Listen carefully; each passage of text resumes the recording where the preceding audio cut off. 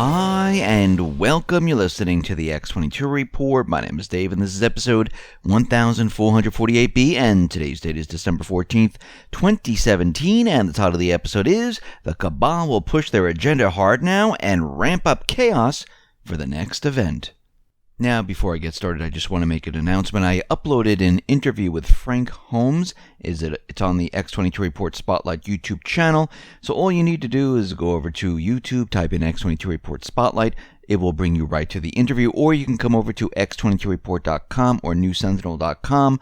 Scroll down a little bit, look over to your right-hand side. You'll see the interview right there. Or go to Steemit. That is steemit.com/@X22Report. And you can play the interview right on Steemit. Let's get into the economic collapse, political and geopolitical news. Now, today we see the FCC, they voted to repeal Obama-era net neutrality protections.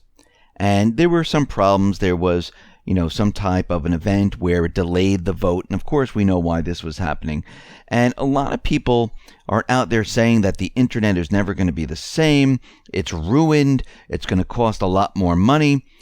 But we need to go backwards in time a little bit to understand where net neutrality came from and who created it and who coined the term and brought us down this path to make us think the way they wanted us to think. Now, back in 2015, when Ajit Pai was writing his dissent opinion against the FCC 1524, formerly known as the Report and Order on Remand, declaratory ruling and order in the matter of protecting and promoting the open internet, but it's referred to as net neutrality. We need to understand what was happening at that time. And Ajit Pai said something very interesting back then. He said, this is not only a radical departure from the bipartisan, market-oriented policies that have served us so well for the last 2 decades, it is also an about-face from the proposals the FCC made just last May. So why is the FCC changing course? Why is the FCC turning its back on internet freedom? Is it because we now have evidence that the internet is not open? No. Is it because we have discovered some problem with our prior interpretation of the law? No. We are flip-flopping for one reason, and one reason alone. President Obama told us to do so. Now, let's dig a little bit deeper here. The main reason why this is called net neutrality, it's because Obama ordered it. Who funded this? Well, George Soros. George Soros put up billions of dollars to push this. What other organizations push this? Google, Microsoft, Facebook, Twitter, Amazon. Now, why did they push it? Why did they say, we need net neutrality? Because it didn't affect them. It had nothing to do with them. It had affected the ISP providers. Now, why in the world would they care about this? Why would Obama, why would Soros push all of this? Well, Google has a vested interest. The tech giant helped write the 2015 net neutrality rules, and Google employees had more access to the White House during Obama's term than did anyone else. And this was all crafted by Obama, Soros, and these companies to regulate the internet under Title II specifications that defined internet service providers, companies like Comcast, Verizon, AT&T, that plug you into the internet, to be bound by net neutrality, the rules of net neutrality, demanding that the internet service providers treat all edge providers equally.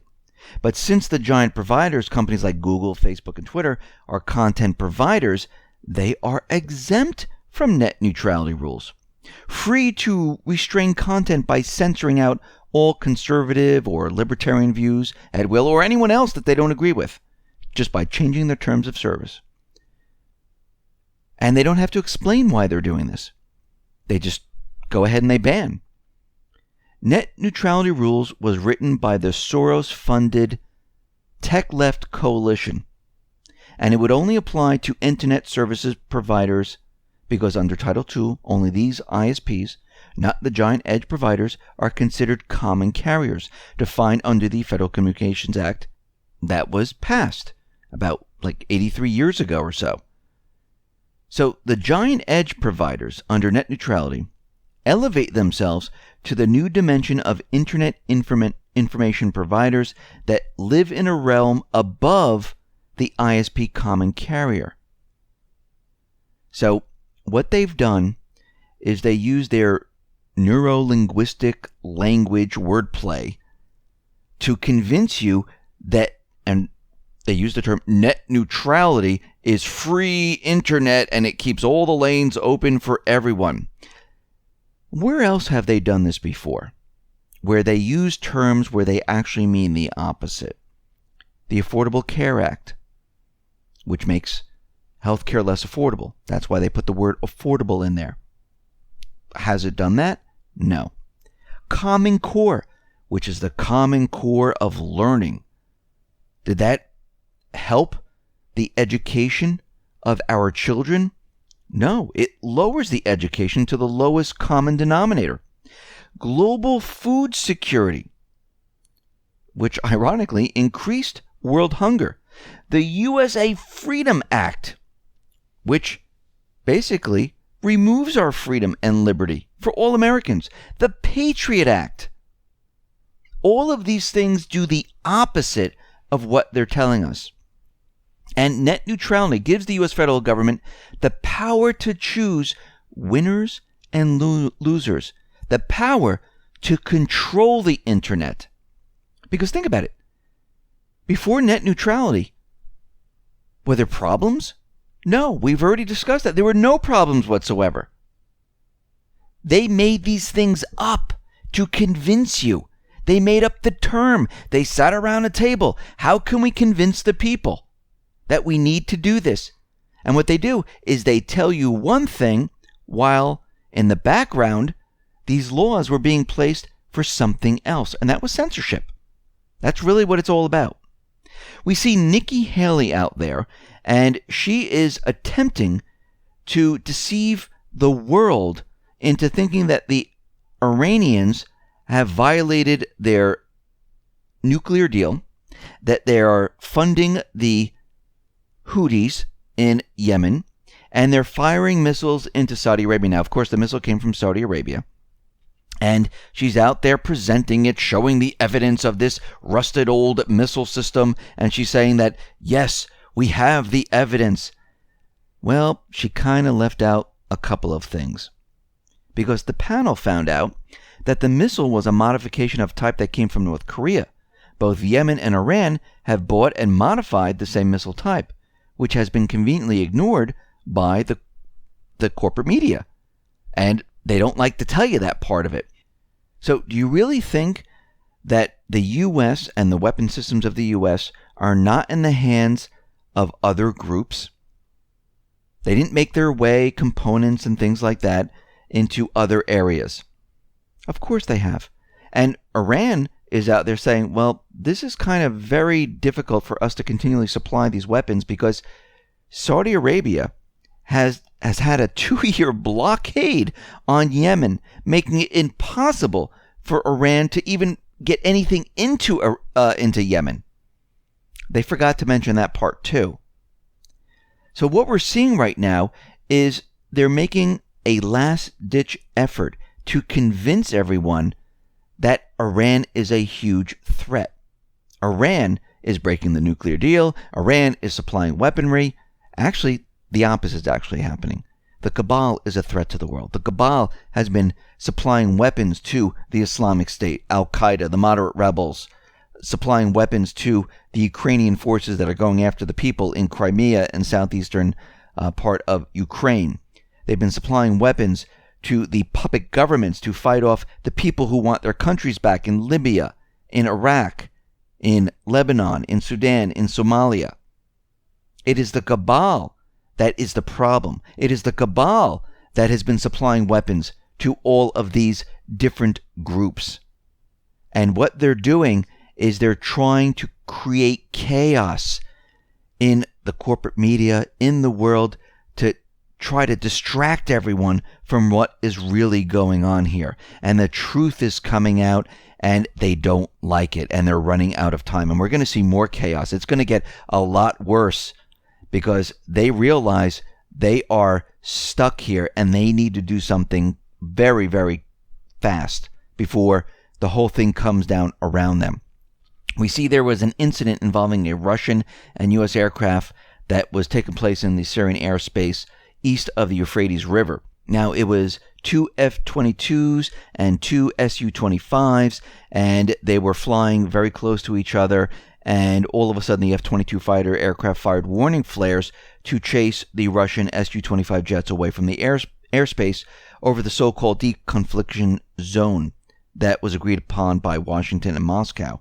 And they're saying that this happens quite often, where sometimes this happens and they use the deconfliction channels and they talk to each other to talk about what is happening. Now, the Russian Defense Ministry dismissed reports that the Russian jets were intercepted. It said that the F-22 got close to a pair of Su-25s and hampered them from escorting humanitarian aid convoy. Now, let's think about this for a second. The United States is flying around inside of Syria illegally, without the permission of Syria, without the permission of any group. They invaded Syria and they're flying their jets. Now, Russia, on the other hand, was invited by the elected leader, Assad. And they said, and they worked together to fight off the terrorist groups in the country. And they both work together making plans. So the U.S. is in there illegally, Russia's there legally, and the U.S. is complaining? No. What the problem is that the Cabal is trying to figure out a way to start something in Syria, but it's not going to work. Because what we see happening right now is that the funding for all the groups in Syria that the Cabal has been funding for a very long time, where the taxpayers have been paying for all of this, it's coming to an end. The Southern Front, which is a group of anti-Assad militias who've been paid, armed, and directed by the U.S.-led coalition, well, it's coming to an end. We've been supporting 10 to 20,000 men in southern Syria. This is one of the groups. They were being paid monthly by the U.S. government to overthrow Assad. And we've been doing this for 4 years. And right now, we are no longer paying them. Each group, one at a time, they're being dropped off, dismissed, saying, we are not helping anymore. The Cabal is backed into a corner right now. They have no way out. Everything around them is falling apart. So what are they going to do? They're going to create chaos. They're going to push events. They're going to push their agenda. They're going to create problems all over the place, in the corporate media, out in the Middle East, in North Korea, for Iran. You name it, we're going to see it all over the place. I wouldn't even be surprised, and we know the Islamic State is defeated in Syria, in Iraq. I mean, they're just a small little handful of paid mercenaries. But the real threat is from the intelligence agencies. The real threat is from the Cabal. And what they're going to do is they're going to use the name of the Islamic State and create terror in all different areas. They're going to push their agenda, because we can see already from Site Intelligence with their propaganda that they're putting out, they're getting ready to do this because they need distractions. They need to distract the world from what is really happening. And coming out of the corporate media, we can see that they're saying that homegrown attacks, well, they're rising. And they're saying that the Islamic State is weakened abroad, but strong within these countries like the U.S., Europe, where they're ready to attack, where they're ready to use their homegrown forces to attack different areas of these countries, just like the pipe bomber in Port Authority. And we see right now they're going to be pushing their agenda. So you can expect a huge amount of chaos coming up, and it's going to be things that we've probably never seen before. You're going to be scratching your head saying, this doesn't even make sense. And what they're going to do is they're going to try to lead this up to the main event. And we can see already with Nikki Haley, with Lindsey Graham saying, if North Korea fires or tests another missile or nuclear weapon, we're 70% away from a war. Well, who's starting the war? North Korea? They're starting the war? Who's starting the war? Where's he getting his percentages from? Does it mean that the Cabal is 70% closer, the neocons are 70% closer in starting the war? That's what he means. So we can see already they're letting us know what they're about to do. Because the entire system's coming down. They know it. They're running out of power. They're backed into a corner. And everything is falling apart for them. Listen, everyone, thanks a lot for listening. Be well, be safe, and especially be prepared. Thanks a lot.